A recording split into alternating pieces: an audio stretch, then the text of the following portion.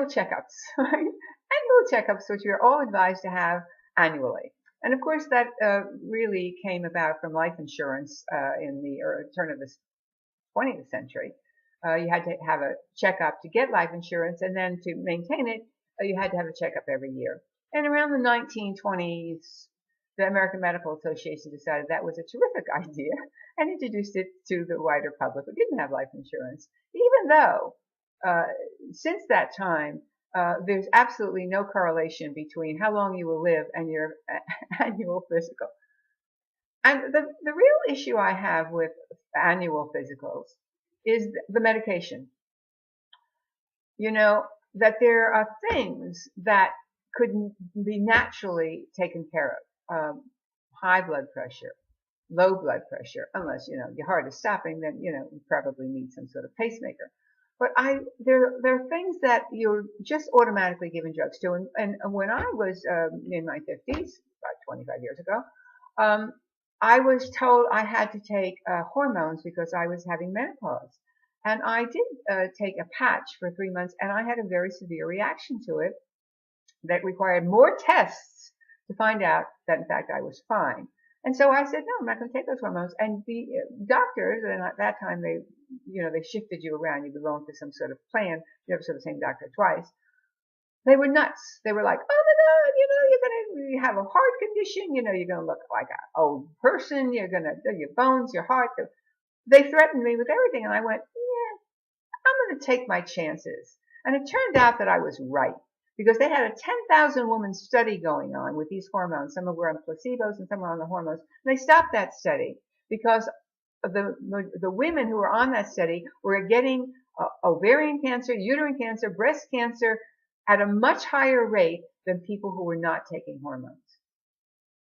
I stand vindicated, and I'm very, very sorry that other women did not go, yeah. In fact, I knew a woman who was part of that study who was a psychiatrist, as was her husband. So they were people, educated people, who had a belief in the medical system that I don't have. I don't have that belief. And I want to say that I know people, again, they're intelligent, they're educated, or they're not educated, but they're sophisticated, and they may, in fact, be atheists. In fact, they claim they are atheists. Gotta go for that checkup. And always with that checkup, there are medications. And always when I speak to my friends who've done this, they talk about the downside of the medications, the aches, the pains, the other things that they're going through from the medications. Now listen, if you have a family history of something, I'm not saying don't ever go to a doctor. If you have had a serious issue, a disease in your lifetime, I'm not saying skip it. Be sensible, but don't think that doctors are there to save you. They may save you. It's true. Some doctors are very good. I had my life saved by a doctor once. I actually had an issue. It was oh well, let me tell you about it. Basically, I had a cyst on an ovary that exploded. I was in my 30s. It broke. And I was bleeding and didn't know it because it was internal bleeding. So I had a doctor. We went to the emergency ward. Eventually they saw me. It was New York. Eventually they got around to me before I died. I was dying in front of them. And the only thing that saved me is that I happened to have had a blind date with the doctor who was in charge of the emergency ward, who said, she's going. They threw adrenaline into my heart. They saved me long enough for the doctor to say, we got to take her to surgery right now. And it was a very simple matter. They basically stitched that up. I stopped bleeding internally, and I'm alive today. Thank you very much, doctor. And by the way, it cost me $800 in the 1970s. $800. Can you imagine? I had no insurance, and I had also no job. But I managed to pay that $800 to the doctor that saved my life. The hospital, I don't know if I ever really paid them because I knew that was taken care of even then. However, so I'm a big believer that doctors can do good things.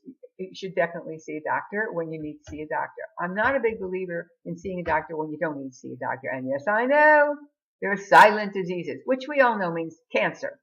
And that's the disease they always test you for. And I say to this, if you have 4 months left to live, do we really need to know this? Do I really need to know that if I have 4 months left to live? I don't. I really don't need this. If you have no aches or pains. By the way, my mother, who smoked till she was like 75, died of lung cancer. And she was never in pain because it went to her brain. Interesting. Even though she went through all the terrible treatments, she died. And actually, I think I'm going to dedicate this to her because I think she died right before her birthday in July. So this is going to be dedicated to my mom, who believed in doctors and who worked in a hospital. So watch your health. Don't do anything crazy, but nobody knows your body better than you do. You are the doctor for your body. Don't go to a doctor and say, tell me what's wrong with me, or tell me what's right with me. Tell me I'm okay, because there is no monetary reward for them to tell you you are healthy. I'm not saying they're evil and rotten. I'm just saying Freakonomics. Go to people who don't make a lot of money off of if you have a possible disease. Stay in good health if you can. We all can. We don't have to do crazy crap, you know. We don't have to drink too much. We don't have to smoke. We know this. We know about food. We know about lifestyle. So don't worship your doctor. They're good, some, and live long and prosper. Love you. Bye.